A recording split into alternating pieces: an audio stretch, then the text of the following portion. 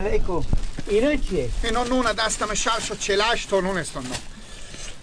آخ تو مغز ساعت خرابه. آخ ما که بخونه نون پخته میکنیم. 10-15 تا نون خونه است. مادر من گفتم اونا خوش شده به تا قلوتوریشا گنده میآیه. خب هم 10 تا 15 تا نون خوش تنه میره به گلو. نمیفهم.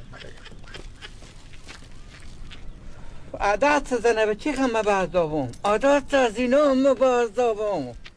از روز که این خوار دومادم ها جل پستک بر بخوردم مر از زندگی سیوا کدم ایلای این کرا که میری پس نیایی. بیا برو بسرا برو تو. آخه میگو تو بیا بسرا برو. گناه نه چیه؟ خب مادر من میگم برو نون گناه بکن. تینیه گناه مادر تینیه گناه اسکینه خدایا ما اشتباهی کردیم. ما کی به من گفتن تو مهمون حضیران بخوای.